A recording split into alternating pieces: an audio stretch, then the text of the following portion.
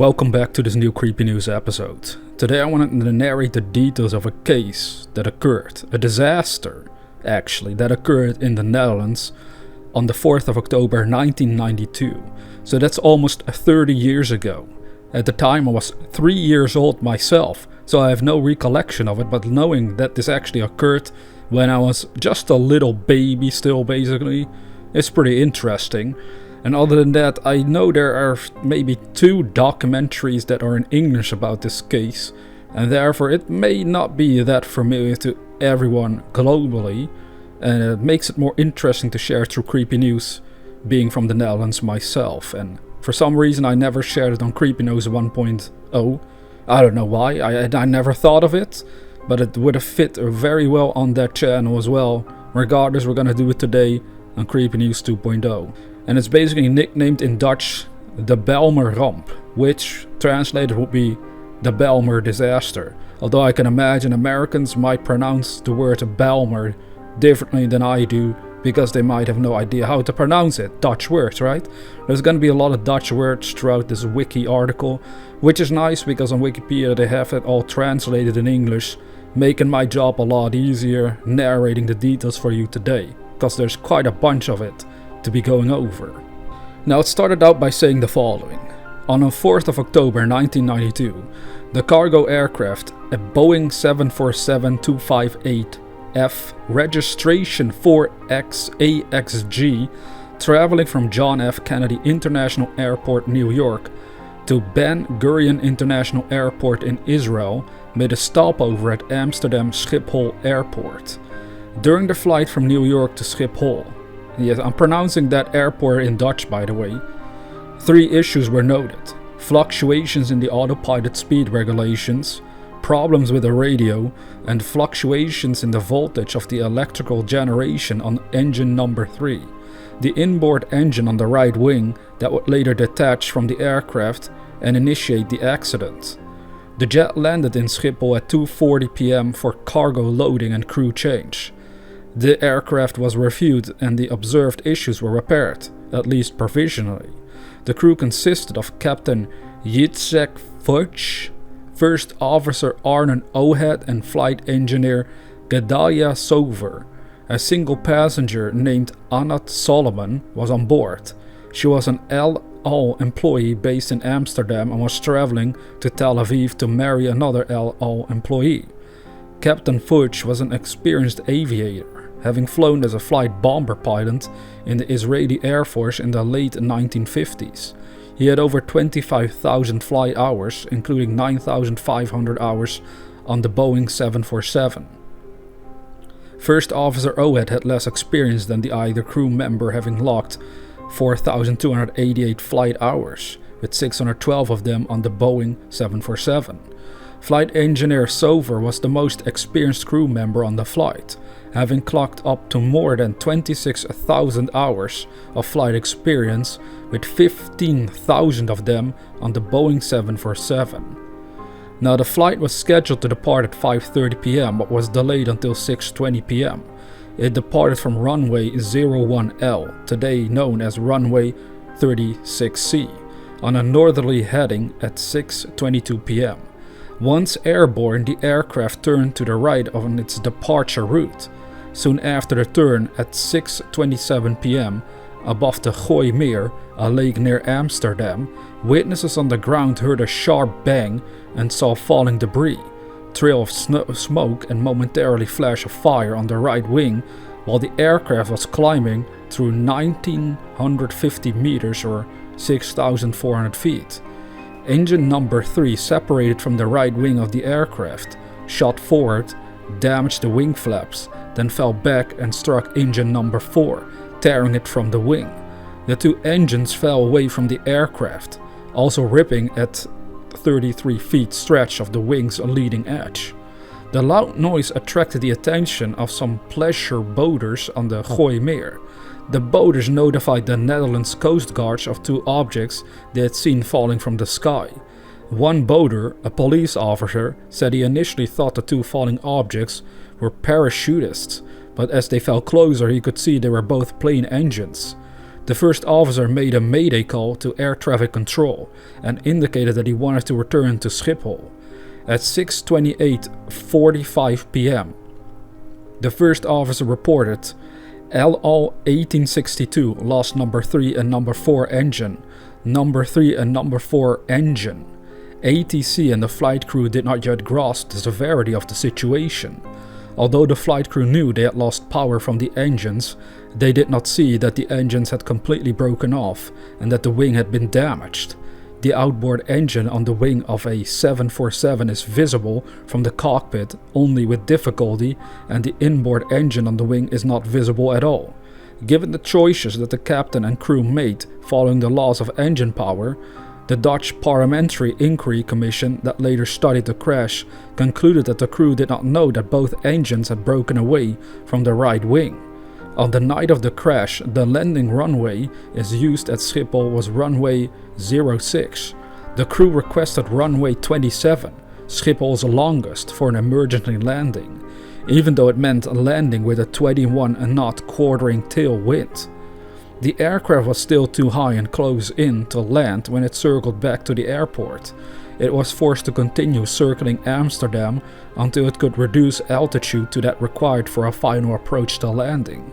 During the second circle, the wing flaps were extended, the inboard trailing edge flaps extended, since they were powered by the number 1 hydraulic system, which was still functioning, but the outboard trailing edge flaps did not extend, because they were powered by the number 4 hydraulic system, which failed when the number 4 engine broke away from the wing. The partial flap condition meant that the aircraft would have a higher pitch altitude than normal as it slowed down. The leading edge slats extended on the left wing, but not on the right wing, because of the extensive damage sustained when the engines separated, which had also severely disrupted the airflow over the right wing. And that differential configuration caused the left wing to generate significantly more lift than the damaged right wing, especially when the pitch altitude increased as the airspeed decreased. The increased lift on the left side increased the tendency to roll further to the right, both because the right outboard aileron was inoperative and because the thrust of the left engines was increased in an attempt to reduce the aircraft's very high sink rate. As the aircraft slowed, the ability of the remaining controls to counteract the right roll diminished. The crew finally lost almost all ability to prevent the aircraft from rolling to the right. The roll reached 90 degrees just before the impact with the apartments. You see, this is what happened. This airplane, this Boeing 747, literally flew into an apartment complex. Imagine that scenario. You're sitting at home and suddenly a Boeing 747 comes crashing right into your freaking building, killing everyone that is living there. So at 6:35 p.m., the first officer radioed to ATC, going down. 1862, going down. Copied, going down. In the background, the captain was heard instructing the first officer in Hebrew to raise the flaps and lower the landing gear.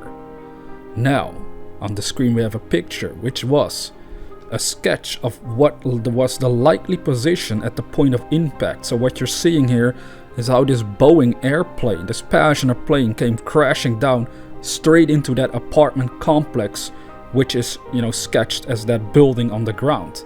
That is right on the nose of the plane. So that's how it happened. Now, very soon you'll see the aftermath as well of what it looked like in reality, but it already gives you some idea here. Now at 6:35 p.m. local time, the aircraft nosedived from the sky and crashed into 2 high-rise apartment complexes in the Bijlmermeer neighbourhood of Amsterdam, at the corner of a building where the Groeneveen complex met the Klein-Kruitberg complex. It exploded in a fireball, which caused the building to partially collapse inward, destroying dozens of apartments. The cockpit came to rest east of the building, between the building and the viaduct of Amsterdam Metro Line 53. The tail broke off and was blown back by the force of the explosion. During the last moments of the flight, the air traffic controllers made several desperate attempts to contact the aircraft. The Schiphol arrival controllers work from a closed building at Schiphol East, not from the control tower. At 6:35 and 45 seconds p.m., the control tower reported to the arrival controllers: "Het is gebeurd," which means it has happened, behalve meaning it is over. At that moment, a large smoke plume emitted from the crash scene was visible from the control tower. The aircraft had disappeared from arrival control radar. The arrival controllers reported that the aircraft had last been located 1.5 kilometers west of Weesp, and emergency personnel were sent immediately. Now you can see on the screen the actual aftermath picture of what it looked like, that building and that huge gap that is straight through that apartment complex. I don't know if there's anything more scary and terrifying than that, especially if you survived. If you were one of the victims, I guess it was over very rapidly for you. Let's just assume that, you're dead and you won't have any recollection of what actually occurred. But if you were one of the neighbors that survived, I can only imagine how loud the explosion must have been. That scares the hell out of you. I don't know, that's worse than fireworks. Come on now, man. That's an explosion you don't want to ever hear. And then realizing that one of your neighbors there, or a bunch of neighbors, are all dead because a whole plane came crashing into it. It's like you have one story to tell for the rest of your life. Now the article goes on to say that at the time of the crash, 2 police officers were in Bijlmermeer checking on a burglary report. They saw the aircraft plummet and immediately sounded an alarm. The first fire trucks and rescue services arrived within a few minutes of the crash. Nearby hospitals were advised to prepare for hundreds of casualties. The complex was partly inhabited by immigrants from Suriname and Aruba, both of which are former Dutch colonies, and the death toll was difficult to estimate in the hours after the crash. Now the crash was also witnessed by a nearby fire station on Vlierbosdreef Street. First responders came upon a rapidly spreading fire of gigantic proportions that consumed all 10 floors of the building and was 120 meters wide, the length of a football field. There were no survivors from the crash point, only those who managed to escape from the remainder of the building. Witnesses reported seeing people jump out of the building to escape the fire. Hundreds of people were left homeless by the crash. The city's buses were used to transport survivors to emergency shelters. Firefighters and police also were forced to deal with reports of looting in the area. Prime Minister Ruud Lubbers and Queen Beatrix visited the scene of the disaster the following afternoon. The Prime Minister said, "This is a disaster that has shaken the whole country." In the days immediately following the disaster, bodies of victims were recovered from the crash site. The mayor ordered rubble and aircraft wreckage removed, and investigators found the critical engine pylon fuse pins in the landfill.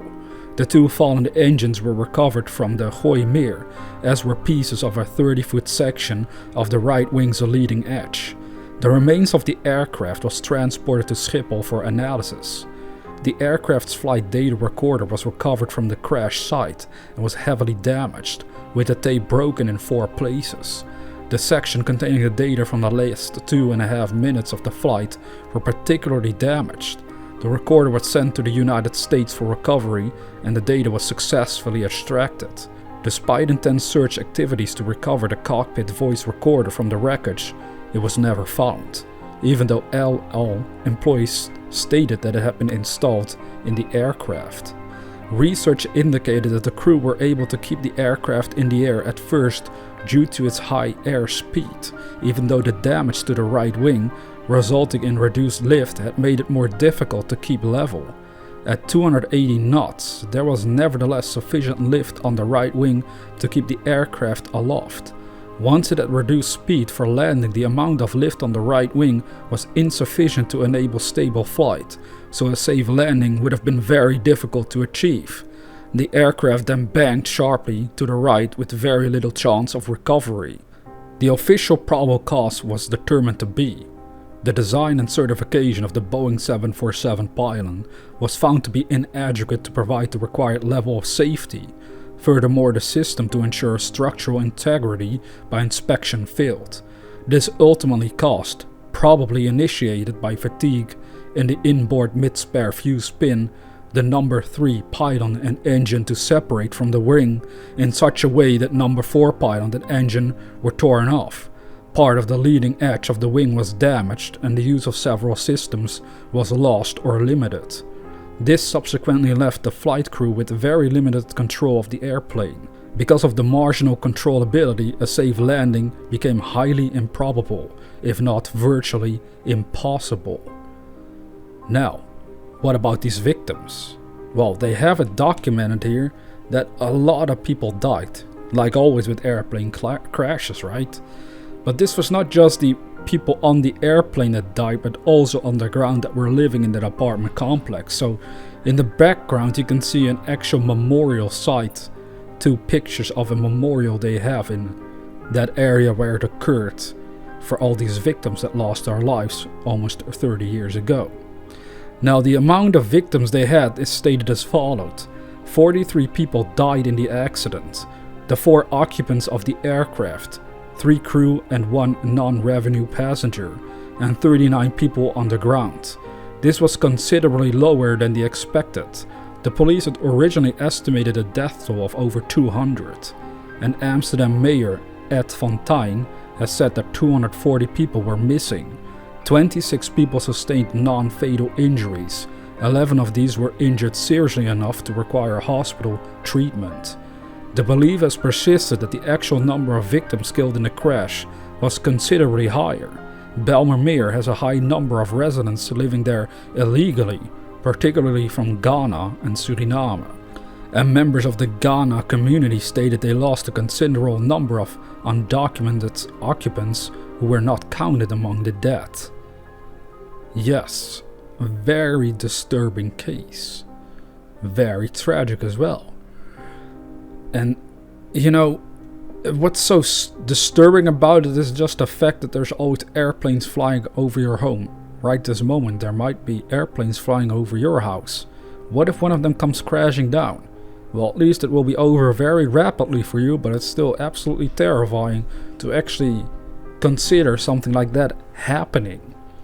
You know, you hear stories of airplane crashes where for some reason the pilot is able to quickly go towards a lake of some kind or ocean and just crash in there, somehow making it sure that everyone survives and no casualties are underground as well because it's not a populated area. This one was just a turn of horrible events for everyone. A total tragedy, and a lot of people lost their lives. I hope all the victims are resting in peace, and now you know about a truly disturbing disaster that occurred in the Netherlands almost 30 years ago. And with that being said, dear viewer, have sweet dreams.